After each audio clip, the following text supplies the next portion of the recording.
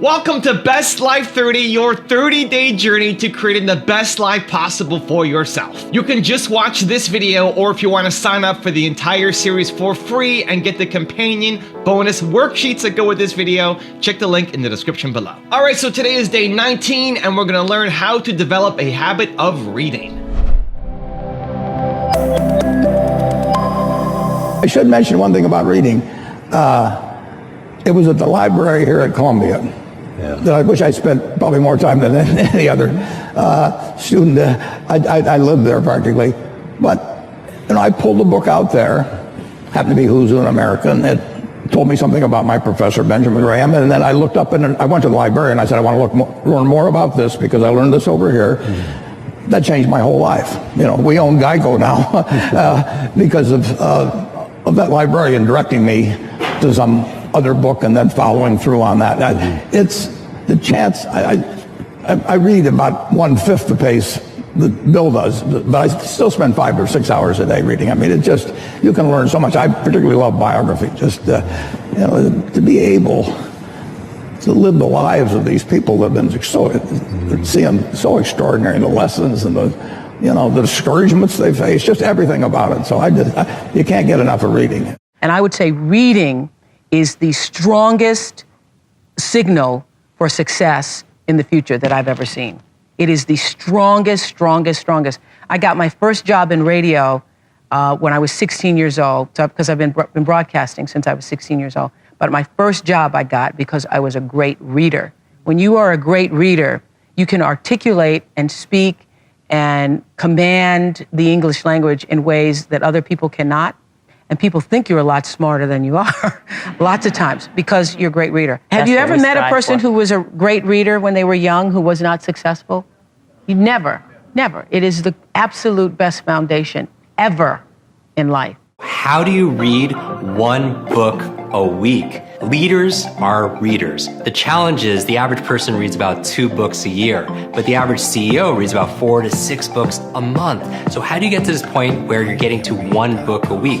One of the reasons why I'm so excited about reading is because if somebody has decades of experience and they put it into a book, and you can sit down in a day or two and read that book, you could download decades of knowledge in days, right? So you have such a huge advantage.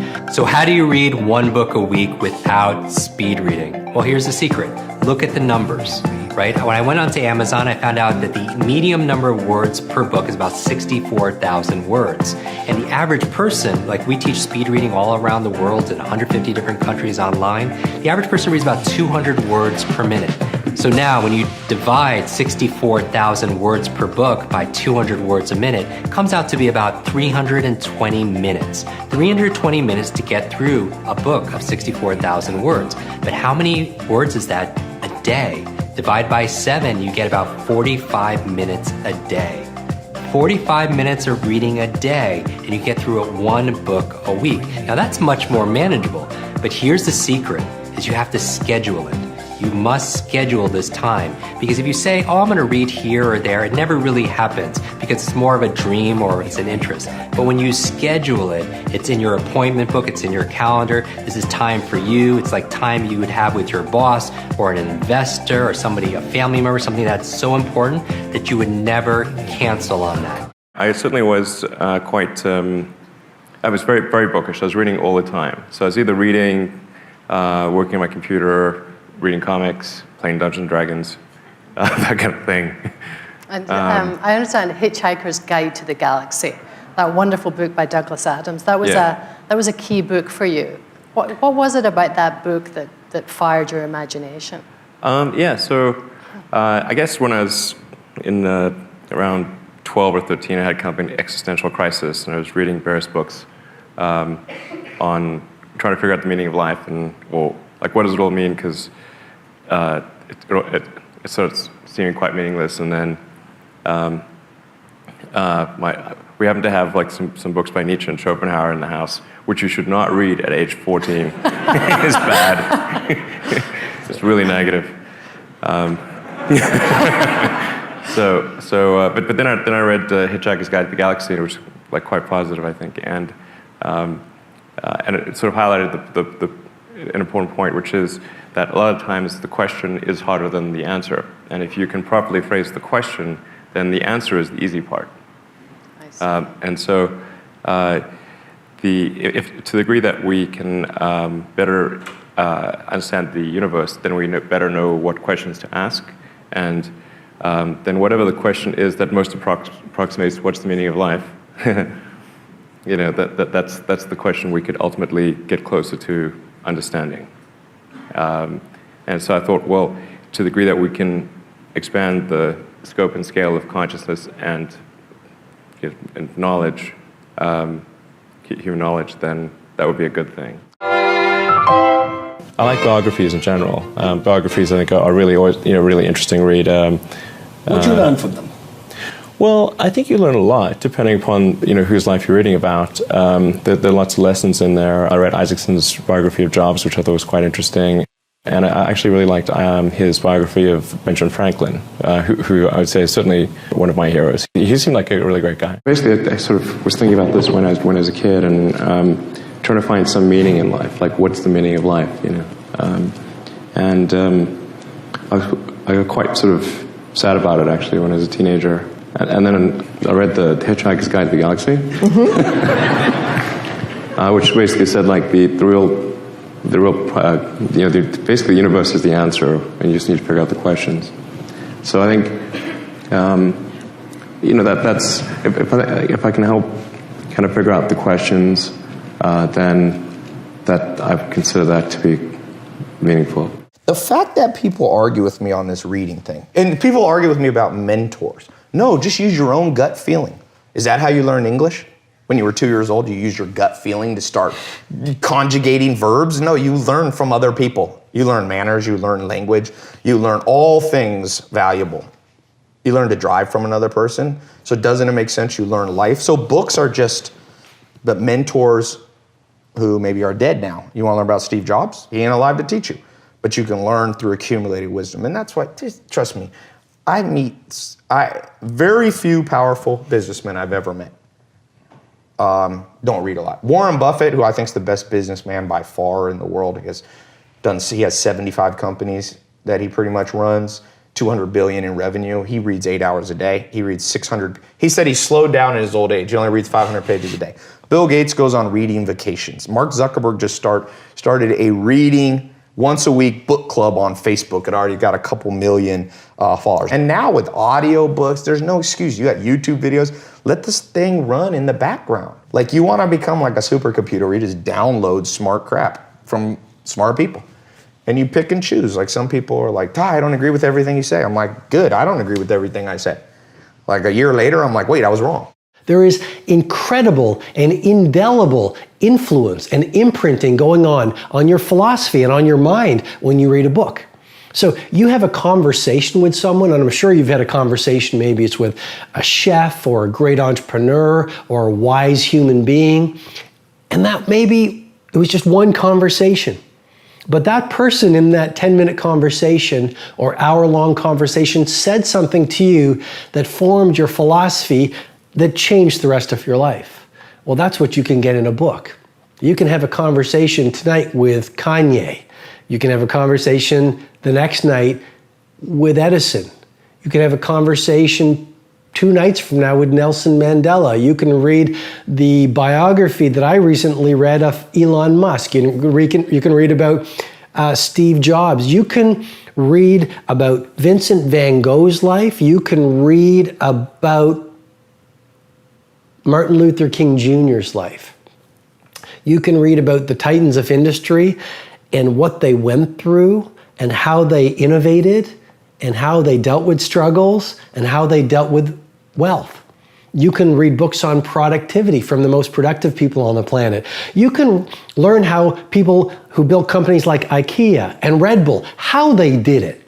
They took a small idea and built it into an empire. So what I'm suggesting to you with great love and respect, as I always do in these mastery sessions, is reading a book is nothing more than having a conversation with the author.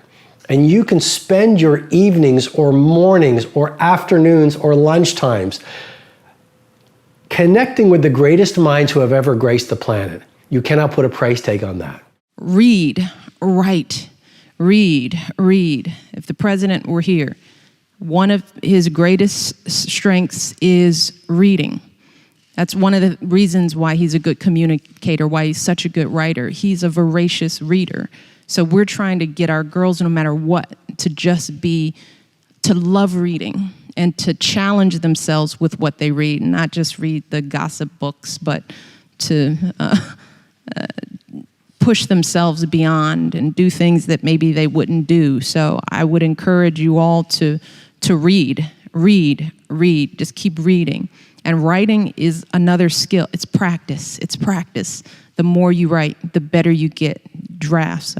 Our kids are learning. The first draft means nothing.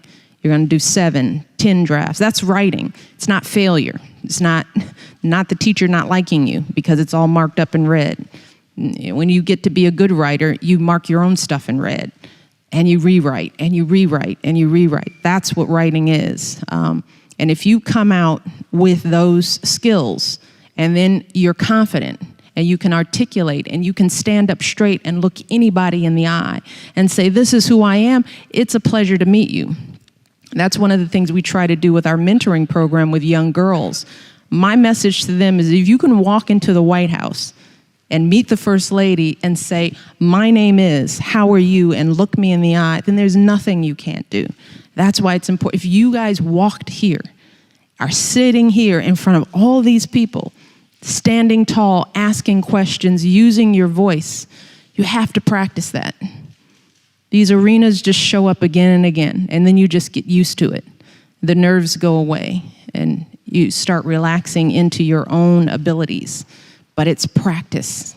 You know, I could always get as many books as I wanted. I could go to the library. I had a grandmother who would read to us, and it was thought to be a great thing. So early reading lets you imagine all these situations and start to think of yourself, could I ever run a business? Could I ever discover something in science?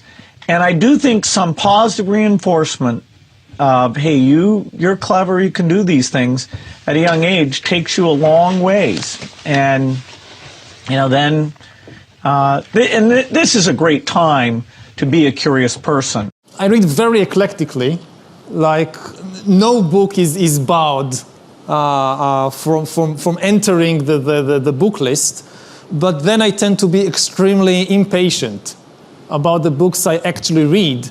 I would begin like 10 books and drop 9 of them after 10 pages.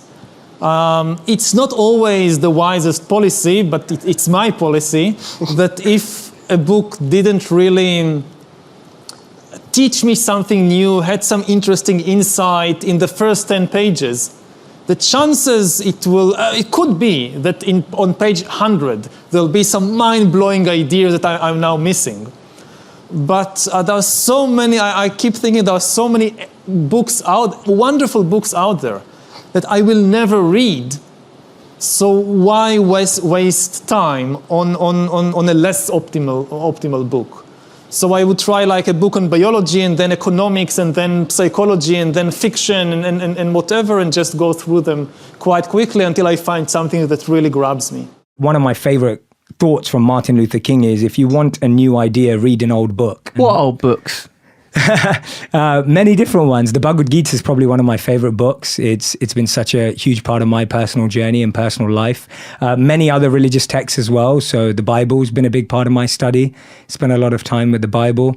And then it can just be thoughts and ideas, even of the last 2,000 years. So Stoicism, a huge fan of Marcus Aurelius' Meditations. That's been a huge book for me that I've studied. And sometimes old can just mean 50 years or 100 years ago too. But those are some of the bigger ideas that I think have had more prominent effects in my life. So Vedic and Stoic knowledge has probably been the most influential. We gather information from other people's life experiences in a very unique way. And it's one of the reasons why people really enjoy autobiographies. It's one of the reasons why people really enjoy truly reflective, introspective thinking, because we can pick out little gems in ourselves. So even though you might be talking in your meditation book about things that other people have talked about in meditation books. You're talking about it from your unique personal experience. Right. And when someone reads that Yeah. or hears you say it, Yeah. you get something intangible out of that. Language, I think, is a big thing that I didn't really come to until later in life. I think post-military, didn't read a lot. There was like reading wasn't really encouraged, or not initially encouraged. Like all these books that my wife had read when she was a kid, I just had no idea what they were. The books you were supposed to read in high school, like I never read. And language just really wasn't how people communicated in my family. I mean, not to say anything bad about my family. It wasn't a very verbal household, and I could see a lot in them and in people when I was in the military. The absence of language really made people do crazy things, and not being able to express yourself I think can make people, angry, aggressive, and I just saw many examples of that. So when I went to school and for really the first time discovered plays, really, because I knew about acting and plays, but I didn't read anything until I went to Juilliard, where you're kind of like inundated with all these great writers. Then I noticed in myself that for the first time I was really to label the things that were not right or were right, or I wish I had the words for at the time. And you're in New York, you're surrounded by all these like really interested and interesting people who are, on the whole, to generalize, very, have an edge, and are around more culture. So their language is something that's more like a tool and a weapon. And I wanted that, and be able to explain a lot of things. I just can see what a valuable thing it is. And so since then, I've, really in love with language and, trying to consume it as much as I can. I know there are ways that are recommended to read a book so as to extract the actionable information as quickly as possible from it. I have never been an adopter of any of those ways. So I basically read everything at the same speed. So like I read everything like it's scripture. So if it's People magazine in the waiting room of a dentist's office, I'm reading that at the same speed that I'm reading a work of philosophy or neuroscience. And the big change of late, I guess this has probably happened somewhere around 10 years ago, is that once I realized that there's functionally an infinite amount of information to consume. It's doubling in the sciences every 3 to 5 years, and there are literally thousands of good books that I will wish I had read, but I will never get around to reading. I've become a very fickle reader in the sense that I cut my losses very early. The sunk cost fallacy has completely disappeared from me. The idea that I've spent 5 hours or 5 days on this thing, so I better just finish it, right? That used to be my orientation with respect to reading books. Now I'll discard a book, just on a whim, because I know there's an infinite amount of stuff I want to read. I don't go into the table of contents and look at the structure of the book and then go to the index and then look at the topics and then, I just start on page 1 and start reading, and then when I get bored, I stop, so that's, do with that life hack what you will. I'll give you a funny story here. My teacher in Glendale High School, if you're listening and you're from Glendale and you went to Glendale High School, you need to go and ask if anybody there knew a teacher named Mrs. Collins. Okay, Miss Collins. My gosh, this woman gave me nightmares. We used to read 2 books. That was Then, This Is Now, and the other one was Of Mice of Men. I don't know if you guys read it as well when you were in high school. Of Mice of Men was the Lenny, he would pet the rabbit and it would kill him because he was so strong. And so I took this class, and there was a girl sitting in front of me. Her name was Carmen. She was one of the cheerleaders. And I would try to hide in front of this girl so Miss Collins wouldn't see me. And she would say, "Patrick, read the next paragraph." Oh my gosh. It was like the most embarrassing. And think about it this way. The entire day when I'd go to school, I had one dread. You know what it was? 6th period, Miss Collins is going to ask me to read in front of my 30 peers, right? So I hated reading. I couldn't stand it. I was a bad speller, the whole 9. So I go in the Army. For me, it was a math class. When I was in the military, I'd get bored. I'd go buy a math analysis book and I'd do formulas, because math to me was very interesting because you're figuring life out. You're figuring out a formula, and everything in life is math. If you look around everything in this room, this is purely a mathematical setup room, right? And so all of a sudden I get out of the Army. My sister recommends me the book called How to Win Friends and Influence People. And my first boss from Bally's recommends me How to Master the Art of Selling by Tom Hopkins. And then I read those two, and then somebody recommended me Rich Dad, Poor Dad. Those were my first 3 books. And then I said, you have got to be kidding me. I felt like I found a secret. Here are 5 books I highly recommend. I'm going to start with the first one. Ryan Holiday, Stillness is the Key. If you guys want to really learn how to find stillness in all of this uncertainty and anxiety and stress and overwhelm, this is a great book of the Stoics that will teach you how to find that stillness in yourself. Meditation is something I've been doing for a long time. I was meditating back in high school and college with sports, learning about visualization, learning about calming the mind, breath work. This is what we did as athletes to become great athletes. We did it every single day. In meditation, there's so many different forms. This is the philosophy behind it. I highly recommend checking this out. Here's the second book. Let me know if you've read this book, The Prophet. This one is a spiritual classic with millions of copies sold in 40 different languages since 1923. I recommend this one. Short one. I like short books because for me, I'm a slow reader. So this is the second one, The Prophet. Make sure to check it out. The third one. This is a goodie and a favorite to a lot of people, but it's a practical guide to personal freedom. The 4 Agreements. If you've read this one, check it out. Let me know. 4 Agreements. For me, I've had to learn the hard way many times about the 4 Agreements. Be impeccable with your word. Don't take anything personally. Don't make assumptions, and always do your best. Great book to learn why this is important. Check it out. 4 Agreements. Erwin McManus, The Way of the Warrior, an ancient path to inner peace. Again, if you want to find inner peace during this time of uncertainty and stress and overwhelm, The Way of the Warrior by my friend Erwin McManus. Make sure to check this book out. Really powerful. The warrior harnesses their strength. It's all about the lessons of the warrior, and you are a warrior, my friend. And this one is a good one that a friend told me about. And I had no clue this was out there, but I read it in a sitting, and it was really powerful. It's called Rules for a Night. I want you to check this book out called Rules for a Night. Yes, it's by the actual actor Ethan Hawke, which I thought, is he going to have a good book? Who knows? But I'll tell you why this is a cool book. It's about some papers that he found in a basement. And it was papers from a knight from his ancestors, who a knight fearing he may not return from battle writes a letter to his children in an attempt to leave a record of everything he knows, that he'll never see them again. And he writes this letter to his kids. So I really like this book, Ethan Hawke, Rules for a Night. So these are the 5 books.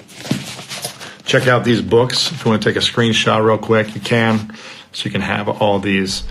Now I've got a special bonus clip that I think you're gonna enjoy, but before that, it's time for the best Life 30 questions of the day. It's not enough to just watch a video, you have to do something about it, so pull out your worksheets and answer these questions, and if you don't have the worksheets yet, get them for free by checking the link in the description below. Here we go. Question number 1, how can you schedule reading into your calendar? Number 2, what are the next 5 books that you want to read? And number 3, which 3 people can you gift a book to join you on your reading journey? And if you're doing the Best Life 30 challenge with me, put a hashtag BestLife30 in the comments below. We want to celebrate you. If you want to change where you are, then you need to change who you are. You are a direct result of the environment that you're in, of the people that you hang out with, of the habits that you do regularly, and of the media and information that you consume on a regular basis. You are where you are in life because of your parents, because of your friends, because of the books you are reading or not reading, because of the Netflix shows or YouTube channels that you are watching or not watching. And if you want to change where you are in life, you need to grow as a human being. You need to change who you are. One of the great advantages of reading is that you get to take lessons that it may have taken somebody else decades to learn, and they've consumed it and they've written it into a book, decades sometimes of research and knowledge that you can consume in a couple of hours and immediately apply somehow to your life or to your business. It's a cheat, it's a hack. And for a lot of you, you may not have a great circle of friends. You may not have the ability to go out and network with people. You may live in a tiny town. You may have family that doesn't support you. And so a lot of you will then say, well, that's my lot in life and I'm screwed and I can never change that. No, you can change it by reading, right? By reading, you are hanging out with people who've done a lot more than you. And the more that you are hanging around those people, even if they're not in front of you, it'd be amazing to have Tony Robbins sit with you every single day and help guide you through life. But because you can't have that, you can have his books. You can learn from him. You can apply all of his lessons into your life on a daily basis and start seeing growth. And that applies to any of the authors that you might look up to. I take this even a step further in that as my video consumption has gone up, I've read less and less and less. I still read. I'm not happy with how much I'm reading. I probably read a couple of nights a week. I try to make it a daily practice, so it's one of the things that I'm working on. But I consume a ton of YouTube content. I much prefer watching videos than reading a book. That's where my mindset is at. It's why I make videos for you guys. It's why I do the Top 10 series and the Mentor Me series especially, because I, selfishly, I want to hang around people who've done so much more than me, and the more that I'm hanging around those people, the more their mindsets, their way of thinking, their attitudes, their belief seeps into me to allow me to go off and do bigger things. Elon Musk and Tony Robbins and Mel Robbins and E.T. and all of the people, Warren Buffett, that I profile, I feel like are my friends. Like, these are my acquaintances. These are guys and ladies that are in my ear constantly pushing me to do more, to strive for greater things, because the people in my life don't. The people in my life are great, and I'm so fortunate to have people who are extremely supportive of everything that I'm doing, but nobody's telling me, Evan, you suck. You could be doing more. Like, what you've done is great, but I know you could be doing a lot more. And the amount of growth that I have seen in the past couple years, I attribute exactly to the video content that I have consumed and made for you guys. And I guarantee you, whether it's watching YouTube videos like mine, whether it's reading a book a day, whether it's consuming just content that inspires you on a regular basis, if you were doing that, if you made it a daily habit, a daily practice, to consume content, whether that's from a book or video or friends or conferences or meetups, whatever the thing is that gets you feeling like you could do more, you could be greater, you could accomplish bigger things, right? If you did that on a daily basis, whatever the thing that made you feel bold on a daily basis, I guarantee you that your life will be unrecognizable from where you are 1 year from today. Your change will be insane. And so there's that famous quote that says, you are the direct result of the 5 people that you spend the most time with, right? And that's very true. If you look at the 5 people who you spend the most time with, they're probably around the same spot that you are. And so the hack, the cheat, the shortcut to get to a better place is through aspirational mentors. It's through books, it's through videos. And so I would encourage you strongly to really do an audit of how you are spending your time, what kind of content and information you are consuming on a regular basis, and is that contributing to you untapping the inner potential that you have to go off and do amazing things? And if not, then let's change it. If you want to join the Best Life 30 Challenge, click the link right here below me. Or if you want more videos on how to boost your reading habits, check out the playlist right there next to me. Continue to believe, and I'll see you soon.